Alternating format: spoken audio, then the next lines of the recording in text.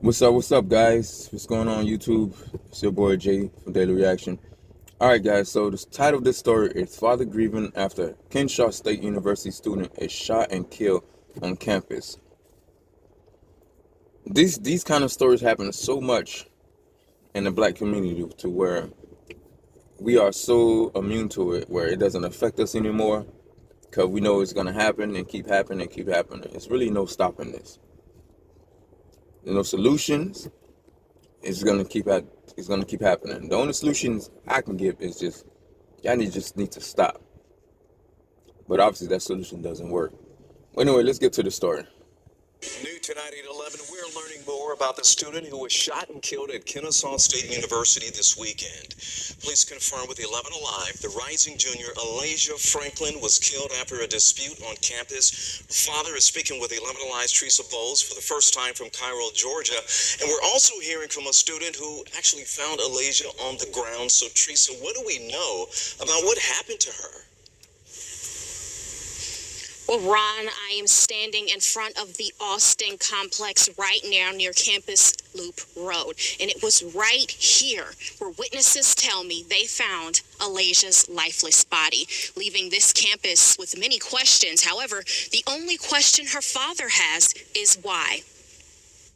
Kennesaw State University students are at a loss. We were all just sitting there, like, in the dorm, just, like, watching a movie, and then we heard, like, these shots go off. Senior St. William says he heard 8 to 10 pops and didn't believe it until he walked outside of the Austin resident complex to see what was going on and ran into who KSU police have now confirmed as the shooter, Samuel Harris. We saw him get in his car, like, packing stuff up, and then he drove off. Police tell us that his target was 21-year-old Alasia Franklin. She was just laying there. Clinging to the life her family was so used to seeing.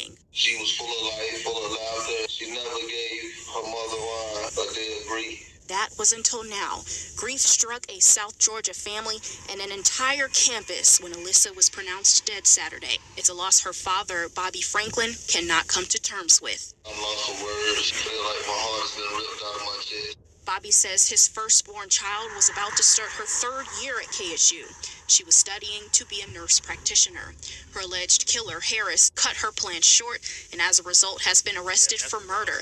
But Williams, who's now traumatized, says violence like this makes him question what's being done to protect other college students. If something like that's just happening in broad daylight, no, I don't think anyone should feel safe on campus. We need to protect our women, our black women. Bobby says he met Harris and describes him as an ex-boyfriend who wouldn't let Alasia go. I never could imagine him being capable of doing something like this. He hopes his daughter's story will encourage all parents to be more involved so they're not thrown for a loss when what he believes was domestic violence shows up in a horrifying way. We all need to stop and make time and communicate with our children to make sure that they're safe. A spokesperson for KSU police tells us that Harris was not a student and he also faces aggravated assault and possession of a firearm charges. Live in Kennesaw, Teresa Bowles, 11 Alive News. Yeah, Teresa, I can't imagine what that dad is going through right now. Our hopes and prayers are with that family. As you guys can see in the story, right? So the father said he couldn't imagine someone would do something like that he would do something like that. Man, sometimes you guys gotta run their background, man. It's not that hard to do. You gotta run people's background. Look them up in the database because this happens so much. You can't put trust on nobody. Just by looking at dude, he already look kind of crazy to me. And this is something I know I talk to my daughters every day. The youngest one is 7. And the oldest one is 16. She just turned 17, so man, I explain to them all the time, man, you gotta watch your surroundings.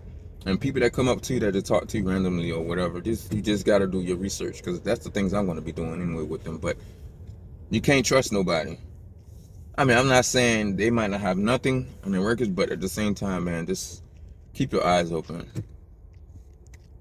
You know, all I could do, I could just protect you guys when you guys are with me. But when you guys in school, it's kind of hard for me to protect you guys. But I could just talk to you guys to let you know, hey, watch your surroundings and just know who you guys dealing with.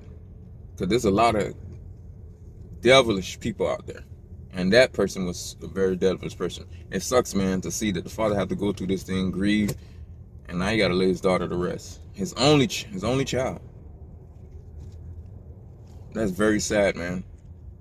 And it's gonna keep happening every time in the hood, the ghetto. I know it happened on campus, but this happens so much in the black community where these dudes, these females will meet these kind of guys, and then you don't know nothing about them, but you know some of these chicks like those bad dudes though, like these thugs, right? So this is what you go after, and this is what pretty much happens to you.